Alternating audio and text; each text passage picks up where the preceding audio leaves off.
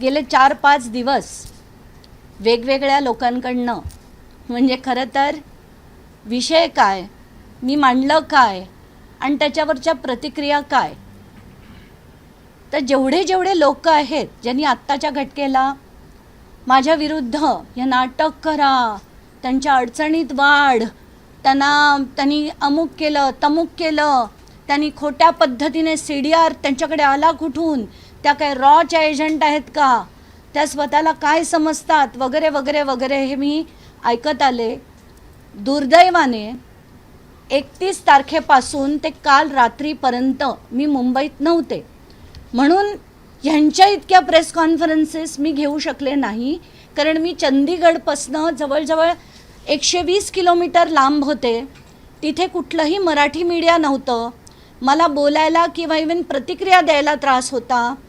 तिथे मी ANIला सुद्धा reach out करण्याचा प्रयत्न केला, पण तिथे मीडिया नसल्यामुळे मला माझी प्रतिक्रिया देताच येईना. आणि जो उठतोय तो वाटेल ते बोलतोय, जो उठतोय तो वाटेल ते बोलतोय. तर आज मला हे सगळं इन डिटेल सांगायचं आहे. संजय राऊत म्हणतात मी काय रॉयची एजंट आहे का. सुषमा अंधारे त्यांच्याकडे तर असंख्य, त्यांचा विषयच मुळात दमानिया असतो.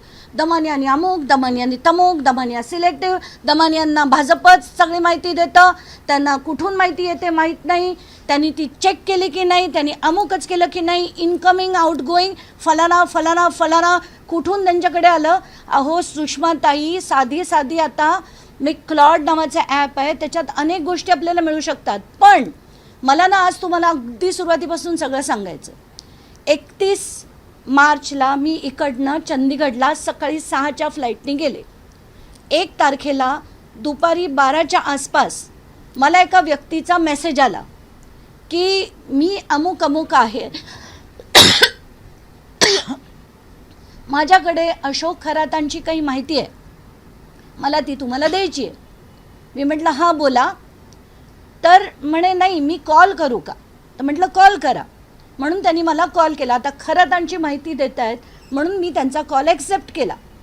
ॲक्सेप्ट केल्यानंतर त्यांनी मला सांगितलं की मी तुमची नेहमी बघतो, तुमची बोलणी बघतो, तुमचे प्रेस कॉन्फरन्सेस बघतो, आणि मला असं वाटतं की माझ्याकडे अशोक खरातांचा CDR आहे, तो मला तुम्हाला द्यायचा आहे. प्रश्न विचारला मी की तुम्ही कोण. तर म्हणे मी प्रायव्हेट डिटेक्टिव्ह आहे.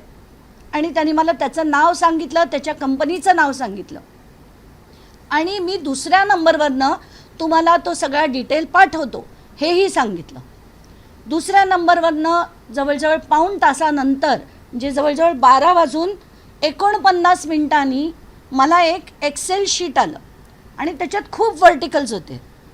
बरं, मग मी विचार केला की आपण आता रात्री बघू, कारण आम्ही सगळे मित्रमंडळी फिरत होतो तिथे. आणि रात्री जेव्हा मला वेळ मिळाला तेव्हा मी ते सगळं बघितलं. पहिलं चेक काय केलं तर त्याच्या कंपनीचं नाव जे सांगितलं होतं त्याच्या वेबसाईटवर गेले. त्या वेबसाईटवर खाली कसं असतं की व्हॉट्सॲप किंवा तुम्हाला संपर्क करायचा असेल तर व्हॉट्सॲप किंवा कॉल. तर मी त्या व्हॉट्सॲपवर क्लिक केलं. ते क्लिक केल्यानंतर त्याच माझ्या व्हॉट्सॲप मेसेजवर गेलं ज्याच्यातनं त्यांनी मला ते एक्सेल शीट पाठवलं होतं. हे बघितल्यानंतर पहिली खात्री पटली की हा माणूस खोटा नाही आहे. जे तो म्हणाला अमुक आहे ती सगळी माहिती खरी होती. आता हे जे माझ्याकडे आलेलं एक्सेल शीट होतं ते खरं आहे कशावरनं, म्हणून मी ते क्लॉडवर टाकलं. आता त्याच्यातलं तुम्हालाच क्लॉडवरनं, क्लॉड नावाचं एक सॉफ्टवेअर आहे जे AI सॉफ्टवेअर आहे, त्याच्यावरनं आलेलं जी माहिती आहे ती मी तुम्हाला वाचून दाखवते.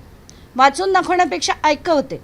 वाघ नाही, मोहित कंबोज नाही, प्रवीण दरेकर नाही, गिरीश महाजन नाही, हे सगळ्यांचे नंबर ज्यांचे शोधले, जे मिळाले नाहीत त्याला क्रॉस केलं, आणि ज्यांचे मिळाले तेवढं मी माझ्या ऑडिओमध्ये बोलले. लगेच आपले उठून यायचं की याच्यात तो भाजपचं एकही नाही आहे, याच्यात तर अमुक पक्षाचं एकही नाही, जो उठतो तो पक्ष वाटेल ते बोलतो. नॉनसेन्स. आम्ही लढतो विषयांवर, फालतूचं राजकारण करत नाही आम्ही तुमच्यासारखं.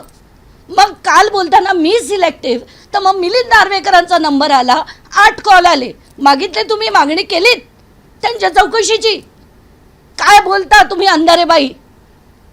आणि जेव्हा बघावा तुमचा विषय काय, लढायचे कोणाविरुद्ध? खरातांविरुद्ध. मी नुसतं माझ्याकडे आलेली माहिती दिली तर लगेच वरखाली व्हायला लागल्या.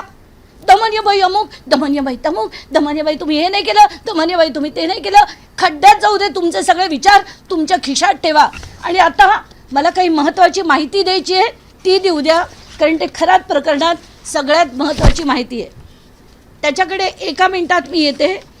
ही ती महत्त्वाची माहिती आहे, ती मी 2 मिनिटात तुम्हाला देते.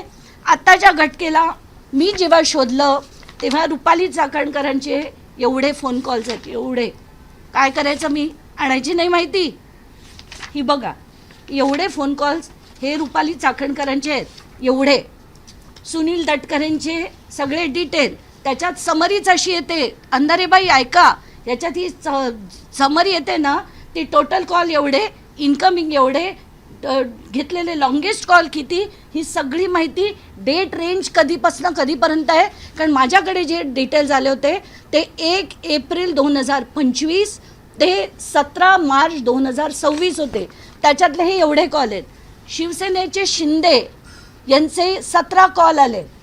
आता का त्याच्यानंतर मला संजय शिरसाटांचे मिळाले, मिलिंद नार्वेकरांचे मिळाले.